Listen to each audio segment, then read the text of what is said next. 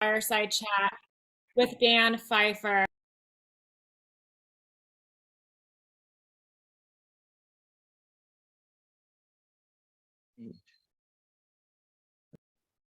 Hey folks, looks like Sienna's Wi-Fi cut out for a second there, but in the meantime, there she is. I will go ahead and admit her again. But in the meantime, we are so excited to have you. Once I see Sienna jump back on, I will go ahead and kick it back to her. We have a great program for you all today. We are thrilled so many people are here with us today. Sienna, are you back? I am. I'm sorry about that, everybody. I am doing this from my vacation in Puerto Vallarta, so I'm in a little bit of a different setup than normal. Before we begin our conversation, I wanted to invite, we partnered with several groups, as you all can see, for this group, and I wanted to give a leader or representative from each group a minute to just intro their group and talk about the big volunteer opportunities they have coming up. As you all know, we're about 4 weeks away from the election, and we are truly in all hands on deck mode. So for joining us today, I'd like to really encourage all of you to sign up for at least 2 volunteer events, if not more, between now and the November 8th election. I'm going to try to do my best to go into alphabetical order. So I'm going to start with the Brandeis Democrats in Boston. Noah, are you able to do a quick hello? Yes. So we're the Brandeis Democrats. Sorry about that. No, you're good. My name is Noah. I use they, them pronouns. I'm Rachel. I use she, her pronouns. Yeah. So, like you said, we're from Brandeis University.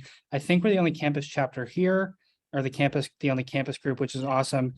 And we have tried something new. We don't have any big events for anybody to sign up for, but we have launched a new program modeled after Crooked Media's on Midterm Madness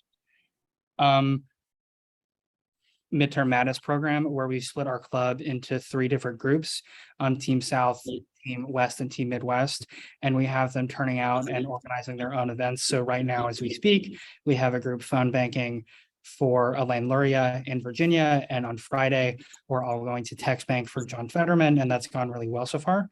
So Rachel, do you want to explain why we're doing that? Yeah, so part of being on a college campus means that you have people who vote a lot of different places. So even though we're the Brandeis Democrats, we're located in Massachusetts, and we're trying to do some local organizing. It's definitely like hard because people want to be working on where they're from, and they're also interested in like huge like swing races across the country. So we figured that this was a really good idea because it gives everyone the chance to either, put some more effort into their hometown while using our wonderful university resources, or to help at somewhere that they're less familiar with, but they know might make a big difference for those of us like myself who are from places that don't have a lot of swing seats where I can help out.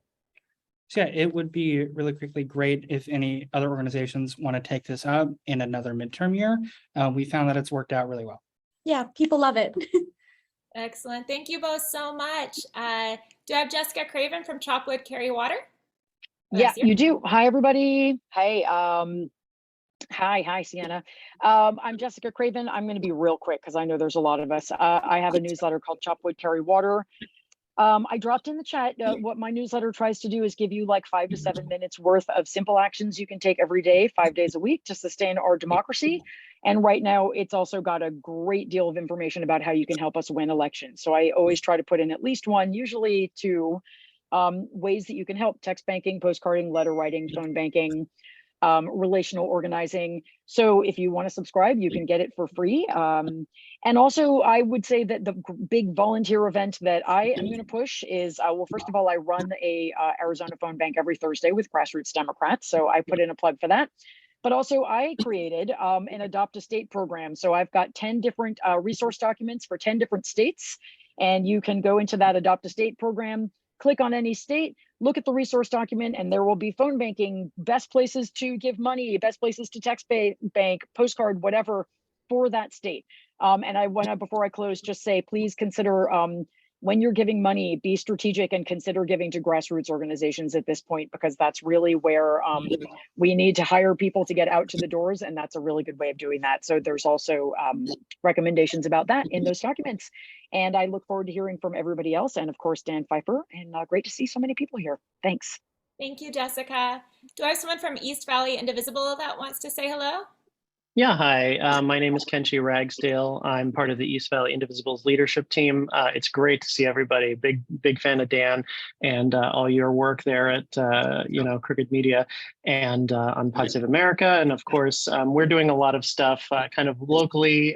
We're sending out a big blast today about what we can do about our kind of local LA City Council scandal and what all you all can do to voice your opinions on that. And then, of course, we have some volunteer stuff coming up for some of the more local stuff. We kind of tend to focus more on the local, and state races for our representatives here. I'm going to put a link in the chat, and you all can take a look at some of the events that are coming up. It's really exciting to be here. Thanks, everybody.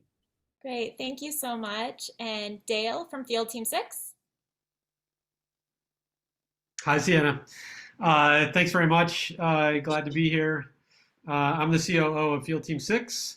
We register Democrats in swing states and districts. And it was a big day for us today because we're working in 9 states in this cycle, and 5 of them had their registration deadlines end today. So we are pivoting to the other 4 to keep registering new Democrats in those swing states. And I'm going to post a link in the chat, which is for all of our volunteer opportunities. And we'd love to have you. Thanks very much. Thanks, Dale. And then Indivisible Antelope Valley, I believe it's Tiffany.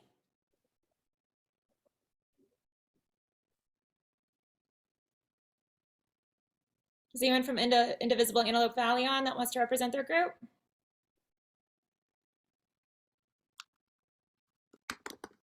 I can chime in. I don't think Tiffany's here, but Indivisible Antelope Valley has been doing incredible work all the way up in CA 27 for both Chrissy Smith and the down ballot candidates who really do need our support. I will find the link for Indivisible Antelope Valley so you can sign up and help them. They are doing canvassing, they're doing postcards, they're doing phone banking, everything that can be done in support of CA 27. So definitely do check out Indivisible Antelope Valley. They're located in the northernmost part of Los Angeles County, and they're absolutely fantastic.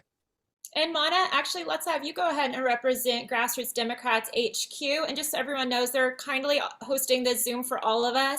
And for anyone that has questions as we chat with Dan, you can drop them in the chat, and Mana will help us go through those at the end of the chat. But Mana, do you want to talk about all the great work you're doing at Grassroots Democrat HQ?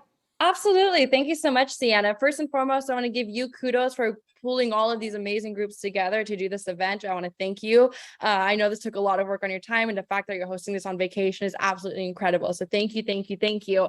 But hello, everybody. I am Mana Shushtari. I'm the Field and Communications Director here at the Grassroots Democrats HQ, where we are working to defend blue. We have phone banking, canvassing, postcard writing, and text banking happening nearly every single day of the week. In fact, well, every single day of the week, pardon me. We have over 50 events running weekly between now and election day. And we have something truly for everybody, whether you want to phone bank anytime on your own into one of our 16 target races, 10 House races, 6 Senate races, or if you want to write postcards or text bank, we have everything ready to go for you.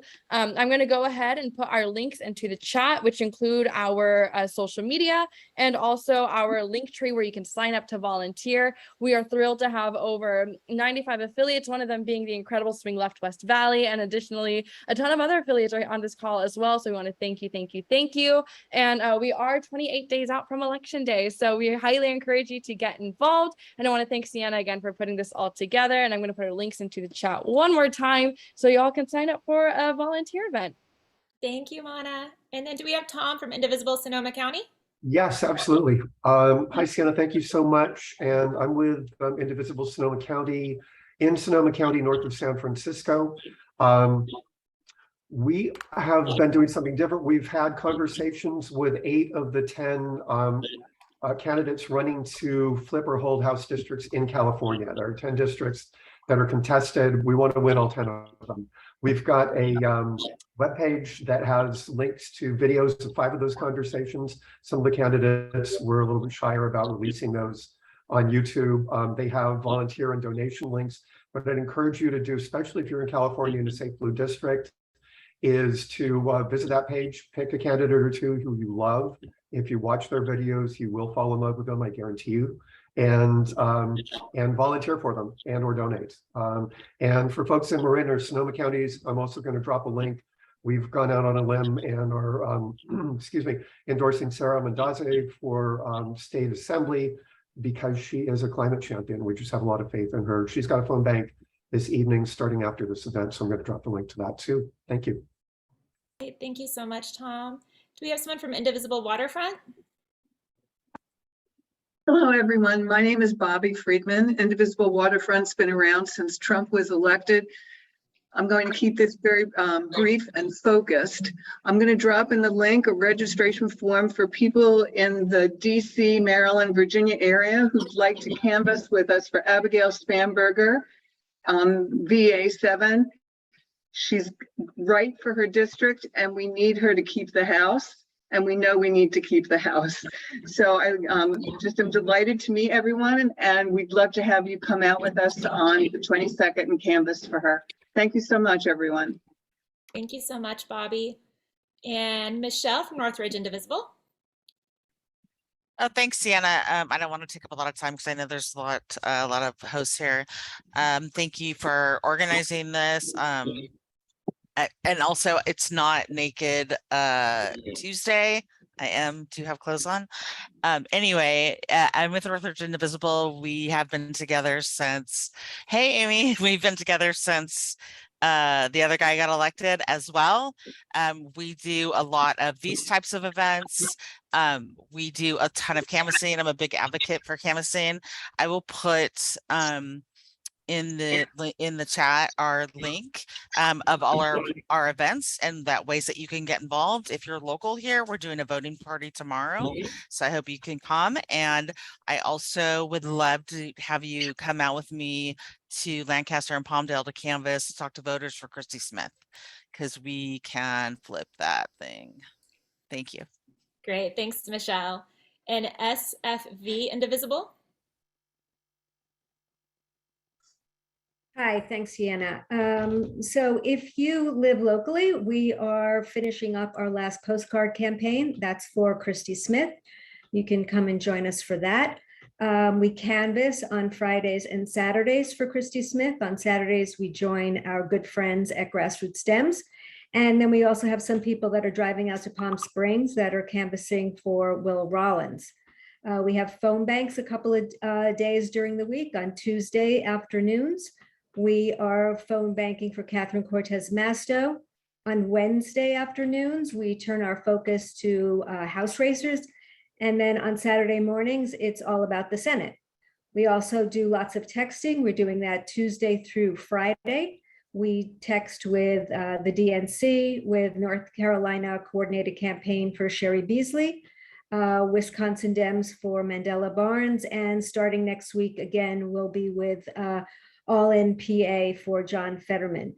So I can put our website in the chat there, and you can just sign up for anything that you're able to join us for by just going to our website. So thank you so much. Thank you, Bonnie. Sure. Janet from Swing Left Philly. Hello, everyone, from the center of this election madness.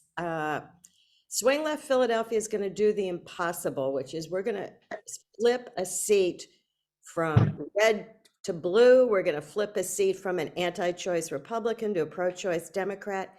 And that is the seat for Ashley Ehas in PA01. So we canvass every weekend.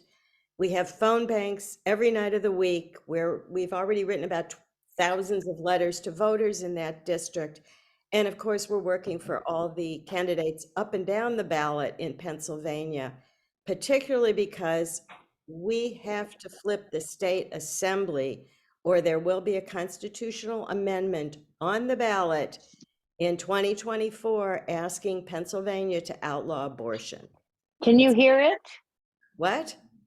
Yeah, it's an amendment that cannot be taken off by the governor, even if we win the governor's race, which I hope we will do. So we work a lot with our state assembly candidates who are great. Anybody on the East Coast who wants to come canvass with us, go to Swing Left and Philadelphia. We're also going to be meeting up with buses coming from New York for that last weekend. We'll be going to PA7 for Susan Wild, PA8 for Susan Wild, PA7 for Abigail Spanberger, and then we'll have the caravans to PA01. Thanks. Thank you so much, Janet. And then Swing Left, San Gabriel Valley. I believe Donna is going to represent their group. Hi, everybody. I'm Donna Jaffe, Chair of Swing Left San Gabriel Valley. For those of you who are not local, we are based in Pasadena, and we outreach to all the communities in and around Pasadena and the Foothill area. We adopted early on this year Christy Smith and Jay Chen, and we've been writing letters for them, postcarding, and had them come to an in-person event in August, one of our Saturdays in the Park events, and they were fantastic, just so articulate about their policies, and the members who attended were just so excited. And we're going to be doing canvassing for them, hop on the bus with Swing Left the last weekend before the midterms. We're also making that a weekend of action where we're going to be text banking and phone banking. We also are having our final in-person Fiesta letter writing party on October 26th in San Marino, and would love to have any of you who are local come.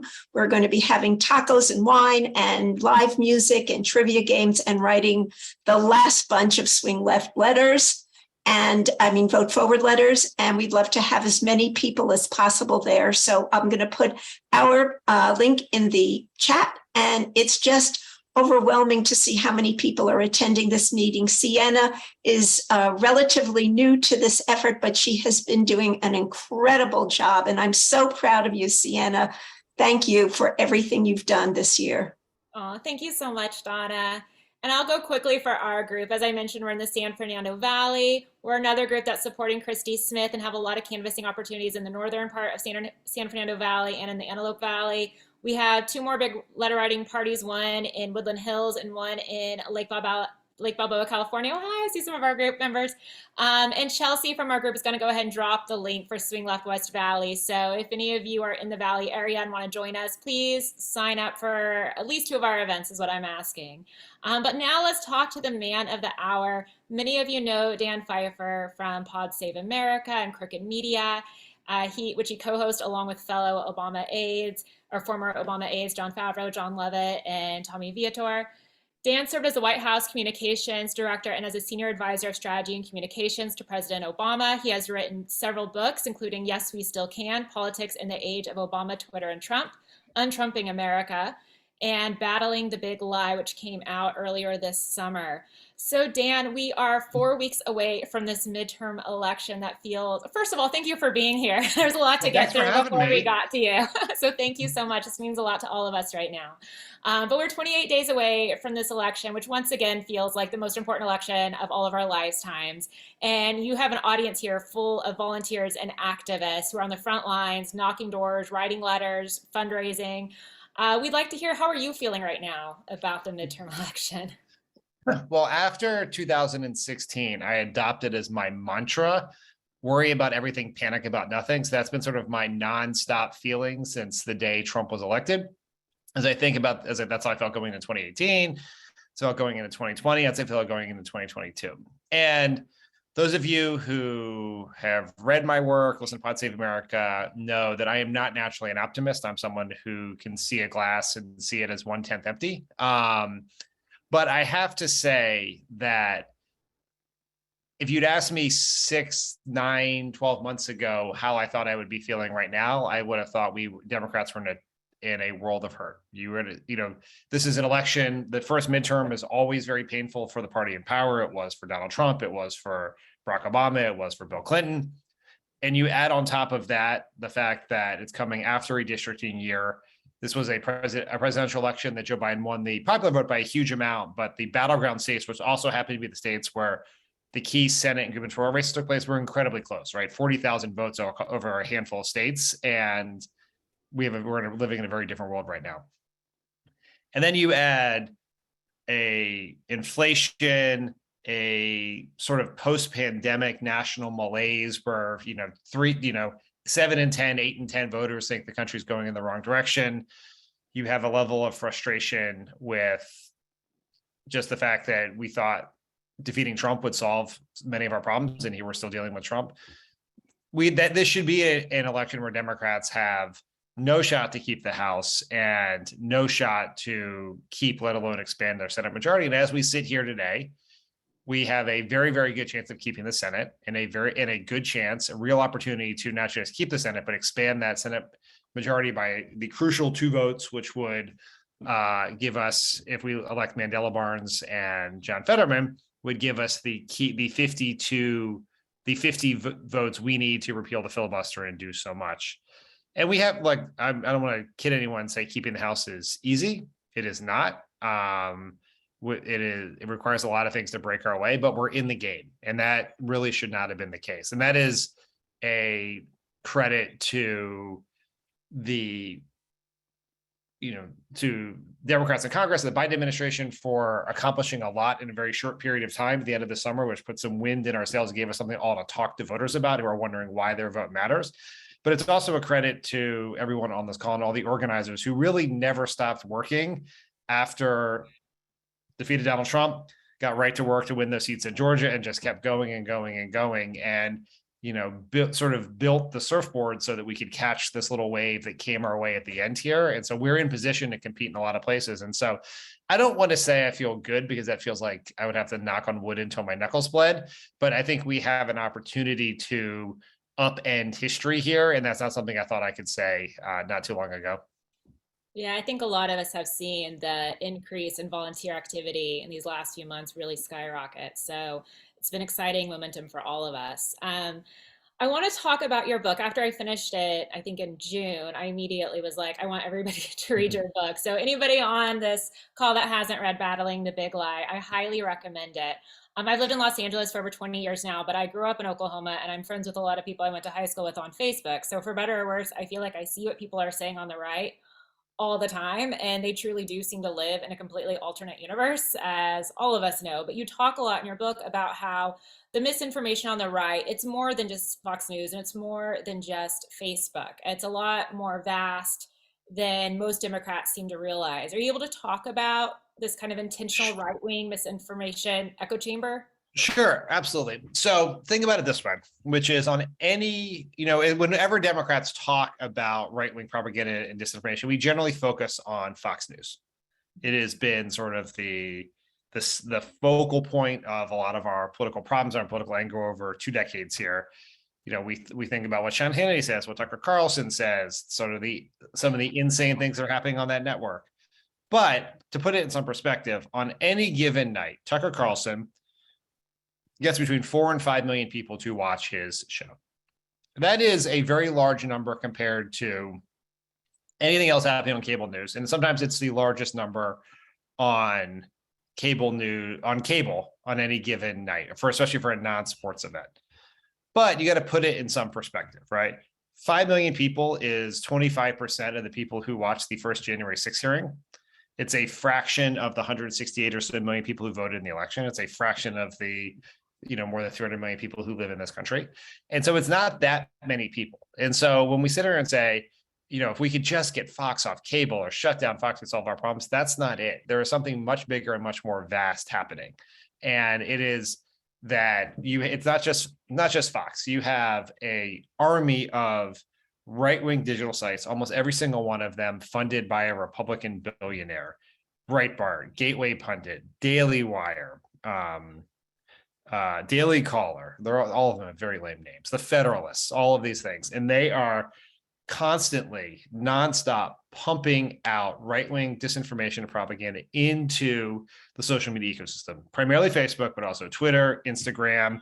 You have an array of right-wing media personalities like Ben Shapiro or Dan Bongino, Steven Crowder, who are pumping out right-wing disinformation and propaganda onto TikTok, onto YouTube, just out constantly. And what it's doing is, yours is a perfect example. You follow, you have people in you, we sort of think, let me put it this way. We sometimes think like the people who choose to watch Tucker Carlson are people who are never available to Democrats. If you decide that that's how you're going to spend an hour of your evening, Monday to Friday, you're probably never were considering voting for Barack Obama and Kamala Harris. That was not possible. But the 5 million people who watch that show then take what the messages they hear and they share them on Facebook. And we like to think in some ways that we live in an information bubble because you choose to listen to Pod Save America or read the New York Times, or you don't follow anyone, you're not a fan of Fox News or Breitbart or any of those things. But because we've been picking up these Facebook friends for decades now, right? Our friends are, sort of, especially if you're of a certain age where, you're in college and high school with a whole bunch of people on Facebook, you're picking up people who are then taking some of this content and sharing it. That content's getting a lot of engagement because the Facebook algorithm favors right-wing content, and therefore you are seeing it. You didn't choose to see it, but, and you're obviously, you were here having this call, someone who is very engaged in politics, but what if you're not someone who's engaged in politics? What about the other people in your social network who are just seeing this content? And they don't know that Breitbart is right wing or Gateway Pundit is right wing or any of those things. They're just seeing headlines, right? Joe Biden, bribery with Hunter Biden, or Joe Biden this or Joe Biden that, and they don't know, or crime up 1,000% or all these things, and they're just seeing those headlines, and it is shaping our information environment. And I think and what caused me to write the book, and there's no better example of this, is we have to think about this last election.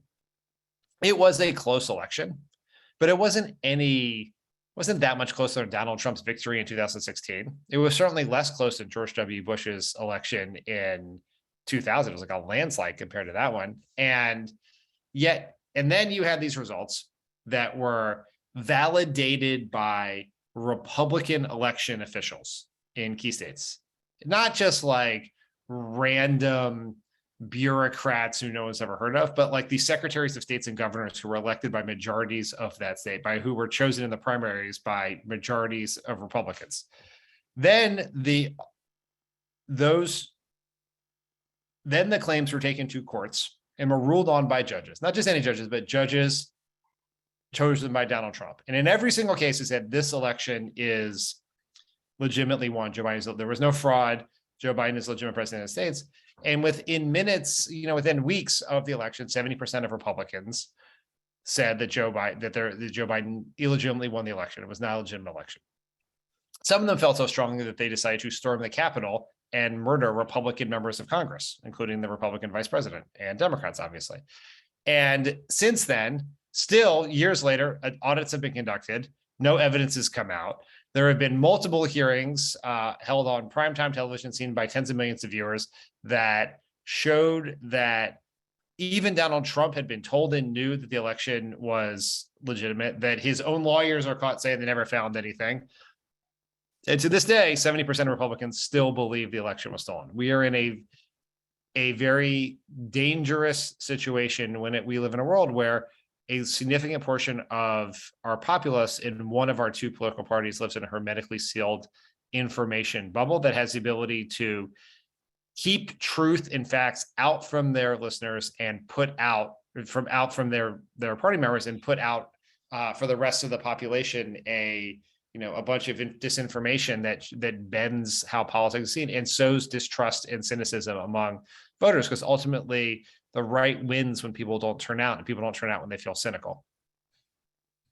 Absolutely. And one of the attacks I see, again, going to the people I see on Facebook that I do not want to see the Republican comments, but I do, is an association with Democrats and Antifa. And it drives me nuts. It's like you can't say anything without Antifa coming up and how evil they are. Why hasn't the left been able to respond on this attack better? It drives me nuts. Well, it's so hard to respond to something that is completely happening in an alternative world. Like, what is Antifa, right? What it is not, it's like not a real thing that really exists that Democrats are really associated with. It's sort of this loose conglomerate of people claiming to be things, and it's just like these moments that are captured by right-wing media, and it's basically they're in this. I heard Maggie Haberman use this to describe Donald Trump, and I thought it worked really well. I don't know how many of you have kids who've ever read the book Harold and the Purple Crayon, and it's a book where a kid has a crayon and he creates a whole world with this purple crayon, and sometimes that's what right-wing media does. It creates this whole world where Antifa is like running around, running cities. Like we've seen a similar thing where they have convinced people that there are neighborhoods in the United States where Sharia law is in place, right? That was the thing a couple of years ago. I wrote about this in my book, but this situation where there's a way to raise even more racist fear about the border. They started finding these stories claiming that on the border, they found Muslim prayer rugs, which, to be clear, even if there were, Muslims coming in this country, other people coming in this country, doesn't make any sort of difference, but it's just this right-wing association between the Muslim faith and terrorism. But they actually, when they actually investigated this claim that just like blew up all over Fox News, it was an Adidas soccer jersey that someone had left behind. We don't know if it came from someone crossing the border. It was just like near the border. And so they create this alternative reality. It's like, how do you, you almost have to go through the looking glass to respond to it. And I think ultimately what Democrats have to do is don't say, I'm not with Antifa, because that's just going to cause voters to be like, what is Antifa? Why do you insist on telling us you're not with Antifa? Are you protesting too much? And to say what we are for. That's ultimately the trap of whether it's Antifa, defund the police, abolish ICE, all of these right-wing straw men, is that we engage with the attack in a way that gives more attention to the attack and raises questions with voters about why we're responding to the attack. And what it's like my friend Anat Shankar always says is we have to say what we're for, not what we're against. And I think that is how, we have to handle this one. And on the list of things that concern me, that I worry, obviously I just said I worry about everything, so I would say I worry about this, but if I am doing a hierarchy of worries, I have a large worry about crime and chaos writ large. And that can be, murder rate, racist Republican ads, racist Republican attacks about what's happening at the border, chaos at the border, homelessness, all of those things. That is high on the list. The specific Antifa thing is low on my hierarchy, but it is an example of Republicans being able to create the election environment they want to run in, not the election environment where the world lives. Exactly. And since your book came out earlier this summer, a lot of things have shifted in politics. One of the big ones being that we had the January 6th hearings in June, and we get another one this week. Do you think those are having the effect of battling the big election lie? I think I do not necessarily believe. Well, look, first, we live in a highly polarized society, right? Where people are locked into most people who are involved in politics are locked into their side. Most people now vote more out of opposition to the other party than support for their party. This they call this negative partisanship. A bunch of congressional hearings is not going to convince a bunch of hardcore Trump supporters to think that Donald Trump has lied to them. That's just not, politics has never worked that way. It is not going to work now, just as if they're even though during Watergate, the Republican base did not believe that Richard Nixon had committed all of these crimes. It was just that there was a larger middle who could move against it than there is in today's environment. What I think the hearing is doing, so it is having, I do believe it has had impact on people who are reachable, right? Who may say, I don't know, I see all these things about fraud, but Donald Trump's also a liar. I'm just gonna throw up my hands and think they're all corrupt. And I think having Republicans like Liz Cheney and Adam Kinzinger use video of other Republicans proving the point is gonna help on the margins. And politics is, as I said, an election decided by 40,000 votes, a couple seats. The margins is a huge difference, right? Convincing, 12% of Republicans that Donald Trump lied about the election and is unfit for office would dramatically change the results from a close election to an electoral landslide. And we've seen some evidence in the polling, at least earlier this summer, which showed that 25% of Republicans thought that Donald Trump should be charged with a crime for January 6th. He got 87, I think, percent of Republican voters, or maybe a little bit higher. And so 25% of people includes a large swath of his voters, significant swath of his voters who now think he should be charged with a crime. So that matters. What I think the hearings have done also just in the broader political environment is I was talking to Sarah Longwell, who is a publisher of The Bulwark, and she is a never Trumper Republican strategist who does a lot of focus groups, and she does she has our podcast called the Focus Group Podcast about her conversations with voters, and I always find it very interesting. But what she said to me was, back in 2017, when Glenn Youngkin won in Virginia, the Republican governor there, from January 6th, from basically the 2020 election until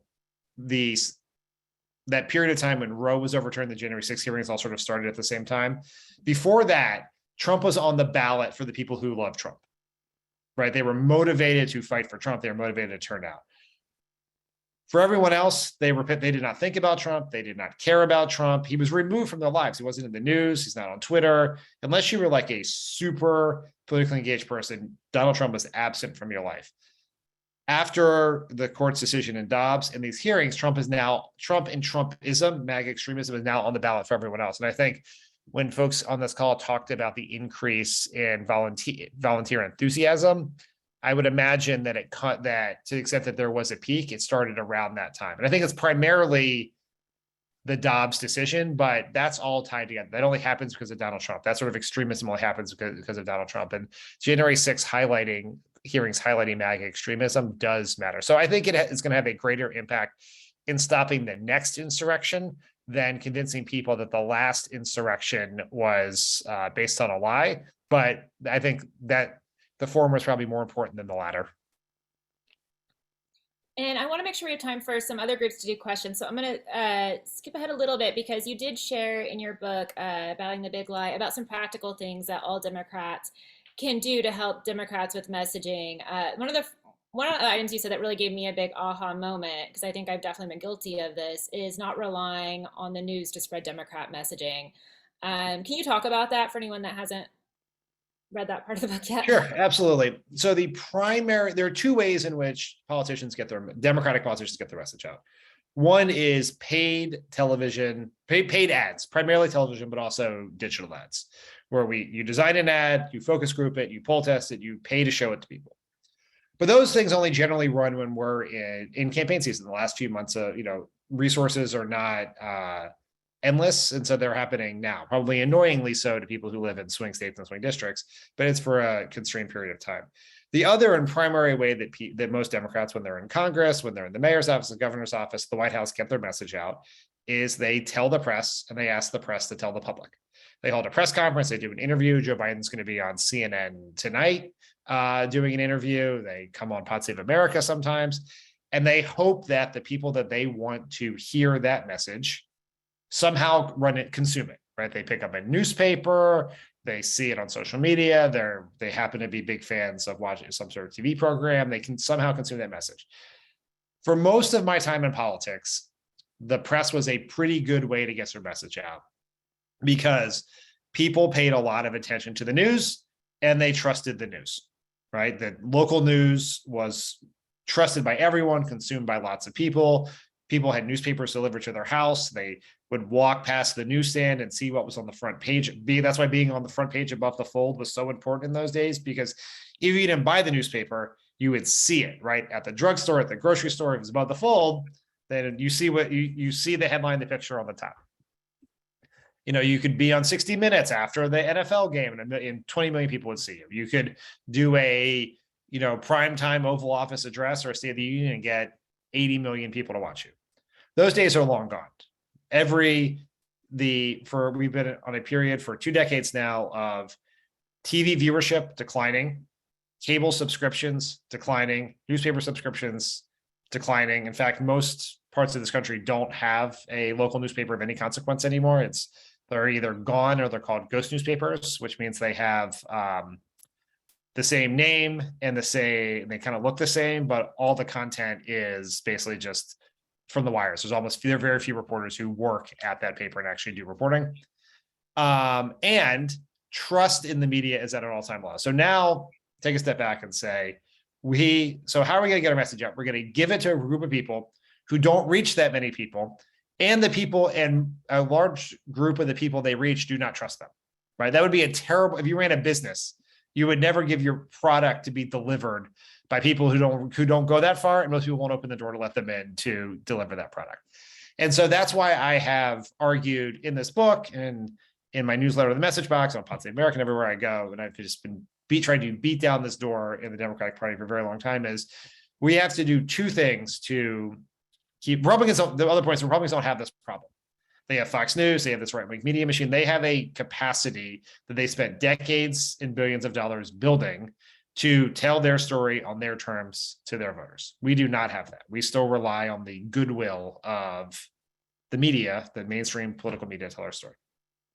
And so we have to do two primary things. We have to build up a progressive megaphone. That means supporting progressive media. That means supporting progressive media personalities. It means engage, and we're never going to have a Fox News of the left, but we need a lot more Pod Save Americas, people like Brian Tyler Cohen, a diverse progressive media that we get out there. The second thing is that what we have to recognize that we have this amazing group of people here, right? And each of you are representing groups that are dealing with hundreds, if not thousands, of dedicated volunteers who are smart and successful and committed to the cause. And you're every day asking them to do really important things, to write postcards, to call voters, to go knock on doors, all of those things, and to donate money. Those are all really important, but that is the constrained menu that Democratic leadership has given you in the playbook to do. The tools, the trust is we can have people can be telemarketers, door-to-door salespeople, in ATMs. Those are the things. But I think that is a constrained view of what we have before us, because every person has on average 150 to 200 contacts in their life. It can be in their phone, right? It could be their phone contacts, Facebook friends, Instagram followers, Twitter followers, whatever you are on TikTok, all of those things. And we have the ability to reach those people. Like every time we're like, why won't the media cover Joe Biden's economic successes? Instead of just yelling at the media, we could share a piece of content about it. We could share a graph. We could share a story. We could push back on disinformation. The challenge is that this is at all levels, and it is changing pretty rapidly, but at all levels, a lot of Democrats have been resistant to having a level of trust in our grassroots activists to carry the message for us, because communication people in politics, and I was long one, are risk-averse control freaks. We worry greatly that in the game of telephone, something bad will happen, the wrong message will get out, something that could be embarrassing, but that's not how the world works anymore. And so it's going to take us years to catch up to the right in terms of a progressive media infrastructure. But the way that we can bridge the gap between now and the day in which we do that is by getting people in our lives to share content that carries our message, to think of the things you hear on Pod Save America, the things you hear on this call, the things you hear on Rachel Maddow, or Alex Wagner, wherever it is, and recognize that you are not the end destination for that information. It is then your opportunity and your task to take the information and spread it to the people in your lives. It could be Facebook, it could be TikTok, it could just be your family group text chain. It could be at, around the water cooler at work, at your dinner table, whatever it is. But we have the ability to each be messengers in our own lives. And it doesn't just have to be with strangers. It can be the most powerful information comes from people we know and trust. There was a study that I read about in the book from a few years ago, which showed people are more likely to believe an article that they see on social media based on the person who shared it with them than what outlet it came from. So if you were to share something from Fox News to one of your friends, they're going to believe it more than if they saw a New York Times article on its own. Like with that, in a world in which people distrust a lot of stuff, the trust that matters is hugely important, and we have that power to take the sort of relational organizing that we're doing around voter registration and volunteer recruitment, et cetera, and do it for messaging. I think it can be very, very powerful. That's great. For anyone that is friends with me on social media, this is why I won't stop sharing stuff right now. Thank you. Thanks to Dan. I'd like to let some of the other leaders jump in with a question. Kenchi with East Valley Indivisibles, did you have a question for Dan?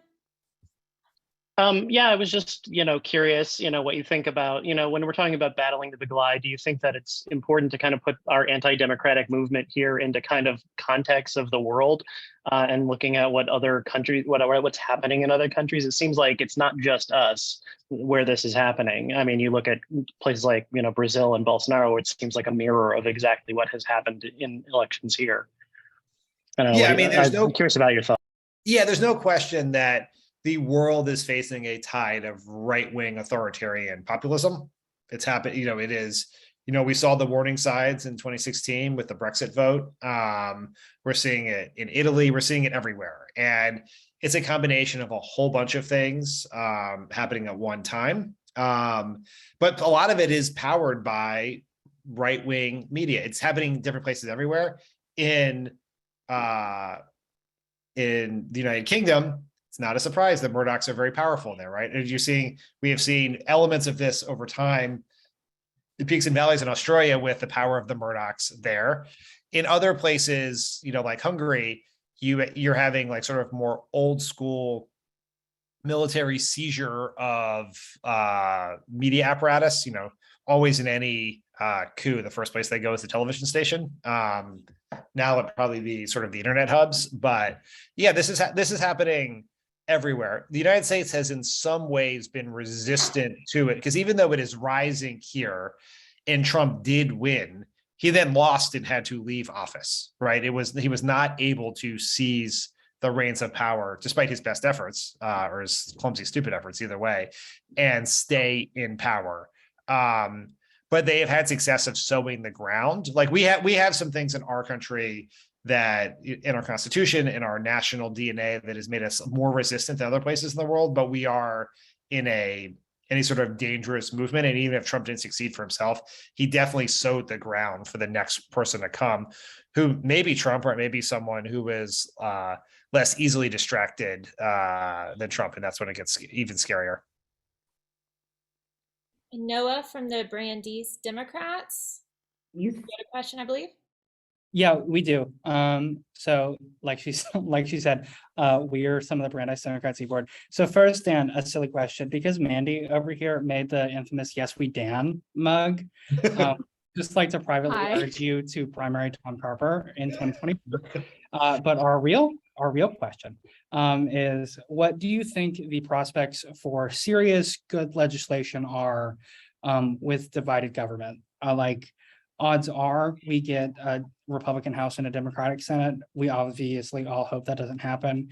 But do you think we see a standstill? Do you think we can get bipartisan legislation?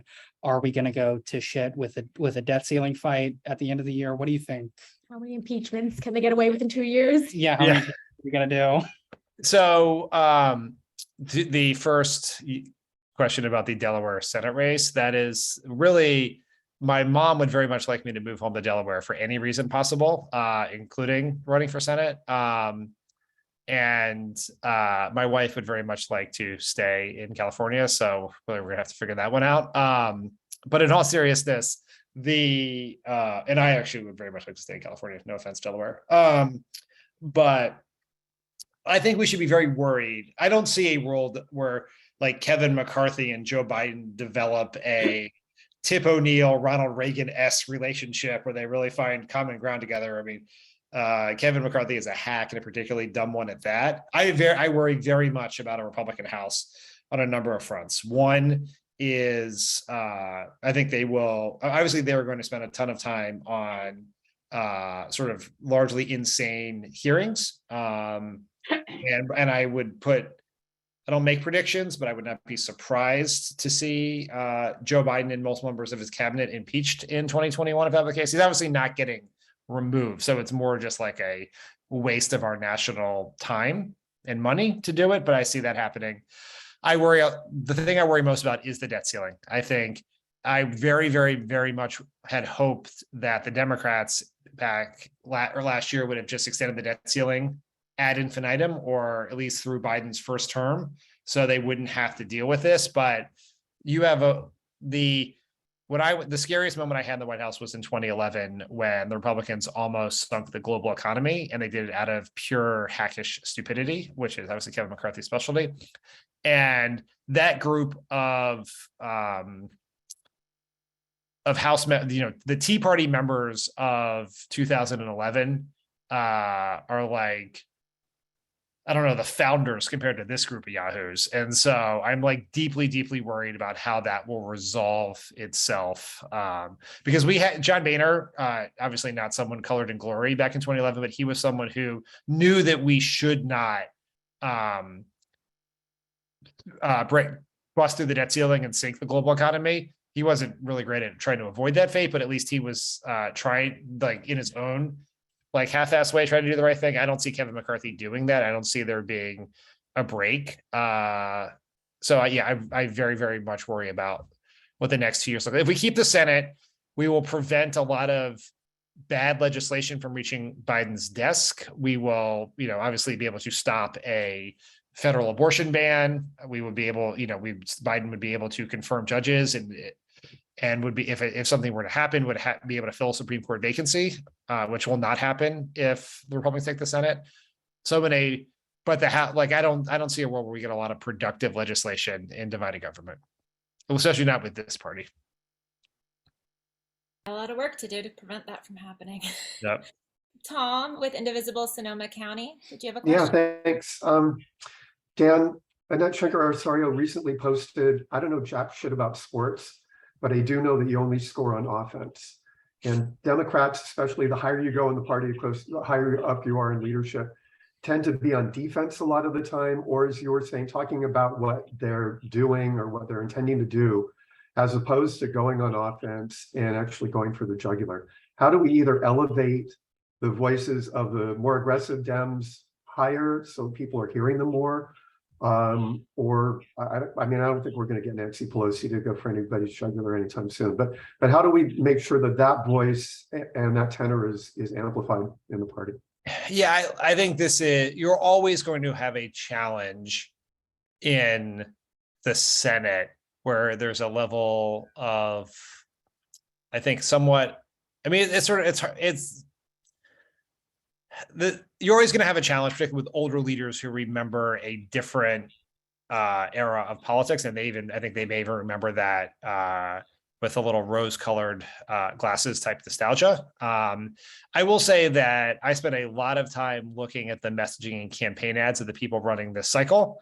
And our candidates right now, whether it's incumbents like Mark Kelly and Raphael Warnock, or our challengers like John Fetterman, are not being shy. They're not being overly defensive. They are being quite aggressive, both on offense against Republicans and being clever about how they are parrying the attacks from the right and then using them against them. Look, I think it's almost certain, no matter what happened, if we are to lose the House, we're going to have a lot of changes in leadership in this party. But it's going to be, the new attitude is going to come from both pressure from bottom up from activists like ourselves, I guess, and new blood at higher levels in the party. But we've even seen, I think, a dramatic shift in the few years, but there's certainly more work to do. But I think where it really, really matters right now in what our candidates are doing. And I've been very, very impressed with the tone and tenor of the key Senate gubernatorial races. And we've had everyone watching submitting questions on the chat throughout. So I'm going to let Mana read some of the questions that we received. Thanks. So there's one question that seemed to be very popular, which Dan, I know you just addressed a little earlier, but Mark Bresler put into the chat that Jennifer Rubin, who's an op-ed writer for the Washington Post, for folks who don't know, has consistently pointed out that the mainstream press continues to treat the Democrats and GOP almost equally, which seems to be very dangerous. Besides the solutions that you addressed, is there anything else that you would consider suggesting that we can do about this? I agree with the general critique that the mainstream political media, not all of them, not all the time, but often either advertently or inadvertently normalizes Republicans dangerously abnormal behavior because they live in a, balance is often more important than accuracy to a lot of the mainstream media. There are some people who believe that we can work the refs enough to convince them to have a different approach. And I think that can work in specific instances. We have seen some time where the New York Times in particular has run an egregious headline and people have yelled about it enough, or an egregious tweet, yelled about it enough that they actually change it. And so I think that can work periodically.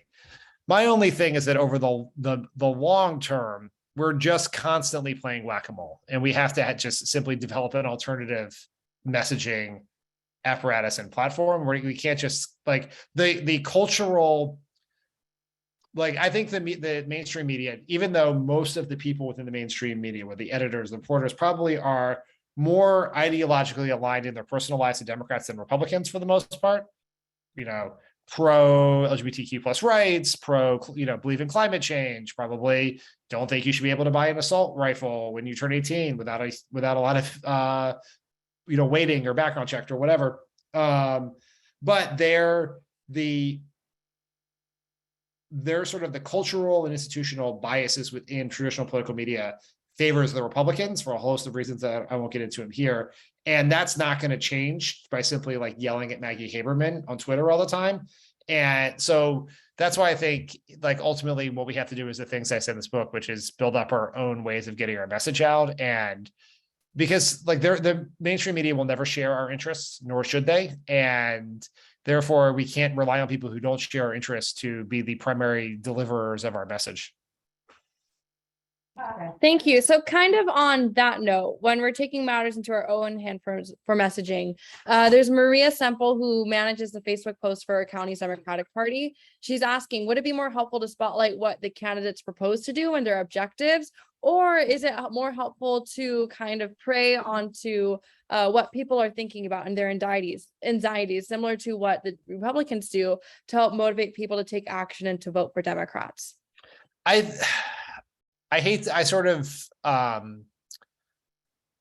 think what we have to do is, I know the sort of like the preying on people's anxieties, I think sounds maybe a little like malicious or dirty pool, and I don't think it's that necessarily, but I think it is important for us to raise the alarm about what's happening in this country. And I like my argument this whole time is there are two choices in this election, right? This could be an election that is a referendum on the cost of gas and groceries and whether you're feeling really happy about things, or it can be a referendum on Republican extremism. So everything we can do to ensure that when people are making their decisions about whom to vote for or whether to vote this fall, they are thinking about Republican extremism. That can be the abortion, anti-trans laws, book bans, ending Social Security and Medicare, storming the Capitol in a violent riot, all of those things. If that's what they're thinking about, then we are going to do well. If they're thinking about other things, crime, immigration, inflation, we're going to lose. And so I would think about, like, how are we shaping people's information environment? What is at the top of their mind when they make decision? And our messaging should work backwards from that. Just to jump in on the inflation note, because I was listening to the Wilderness podcast when they were talking to disengaged Democrats in Pennsylvania, and they kept bringing up how inflation's impacting their day-to-day lives, which I think we're all feeling it. Is there a message that us Democrats could be spreading to our groups about, it's such a complex issue that I think it's really hard to narrow it down in a way that's easy to say that Democrats are actually trying to help you with this, whereas Republicans are making it worse without just pointing fingers like they are doing? Yeah, so I think the one thing you can't do is tell people that what they're feeling is wrong. Right? You can't be like, inflation's not that bad. That's just the news. And you can't, and there is risk in saying, look, Democrats we passed the Inflation Reduction Act. And people are like, well, my prescription drug costs haven't gone down, because they haven't, because that bill doesn't go into place for a couple of years, or the costs have gone down a little, but not enough. And so ultimately the way that to navigate this is, who do you trust to fight for you on economic issues? Is it going to be the party that wants to protect Social Security and Medicare, that wants a higher minimum wage, that wants corporations to pay higher taxes in this country? Or is it the party that is obsessed with relitigating the last election, making women's medical decisions for themselves, and, oh, by the way, if they get into power, wants to make it go back to the days where Amazon and other huge companies could pay $0 in taxes, and they want to pay for that by cutting your Social Security and Medicare?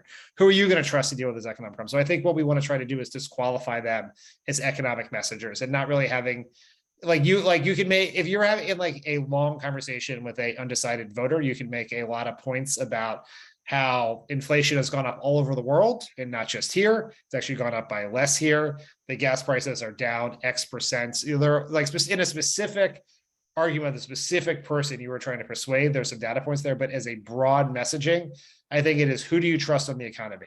Us or them? The people who are on the side of working and middle class people, or the people who are aside on corporations and special interests?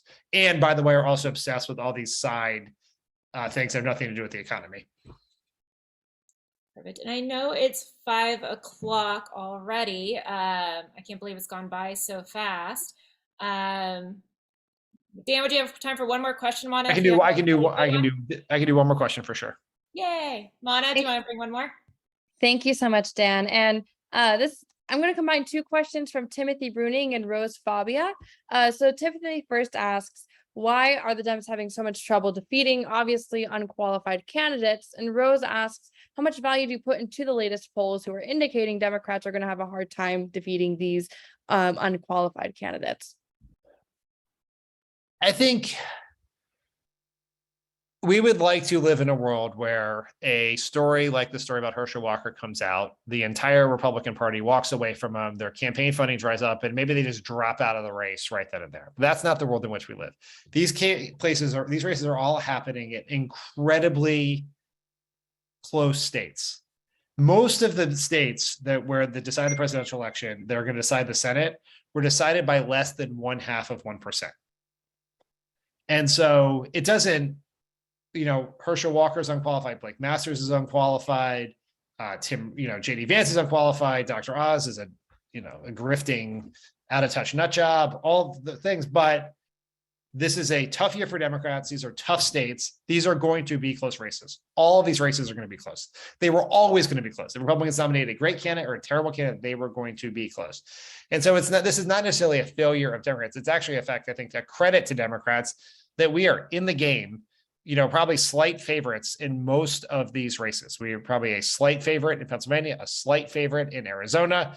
Nevada is a toss-up in a very tough race against a candidate with whose family has a long political history in that state.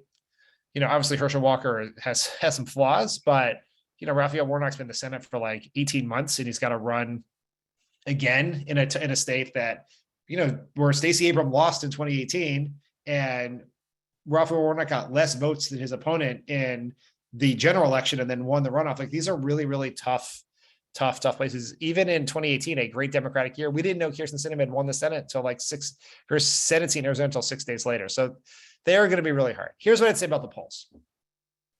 We have no idea what they mean. They could be right. They could be wrong. They were relatively right in 2018. They were really wrong in 2016 and 2020. They could be giving us false hope. They could be giving us false doom. I don't know. It doesn't matter. Like, all that matters now, like the most trite saying in all politics, is the only poll that matters is the one on election day. But it is the truth. Like, no poll is poll's not gonna make you work less hard, care less, not vote. Just all we can do is work, get people out. What we do know, the only thing we do know is, even if these are tough states, we do know that in all of the states where these elections are taking place, and in this country overall, there is a pro-democracy, pro-truth, progressive, anti-MAGA majority. And we just have to get those people to turn out. We know the other side is going to turn out. We just got to get our people to turn out, keep the people who came to us within the last 4 years in the fold, and we will win. And whether the New York Times needle tells us that that's likely to happen or not is sort of irrelevant at this point in the game. Great. Thank you so much, Dan. Mana asked if we can get just a quick, a Zoom photo. Mana, did we all just turn on our camera and smile? Yeah, so if everybody could turn on their camera and smile, I'm going to go ahead and go into gallery view. We have 4 pages of people here, so it's going to take me a couple seconds, but I'll be quick, I promise. So if everyone can turn on their camera and smile, fix your hair, fix your eyebrows, do what you got to do. Ready? I'm going to take a screenshot. 3, 2, 1. All right, we have page 1. Keep smiling, keep smiling, keep smiling. 3, 2, 1. All right, 2 more. Ready? 3, 2, 1. Almost there. And 3, 2, 1. Thank you so much, folks. And Dan, thank you so much for joining us. It means a lot to all of us to have you here with us today. And thank you for everything you do with Crooked Media and with the books you've written and just sharing your knowledge with all of us. Well, thank you for everything you guys are doing. Keep up the great work, and I feel like we can get this done. Absolutely. And everybody, if you're watching and you haven't already, please sign up for some volunteer events. We have 4 weeks to do this. Bye, everyone. Cool. Bye, Dan. Thank you. Cool. Thank you, everyone.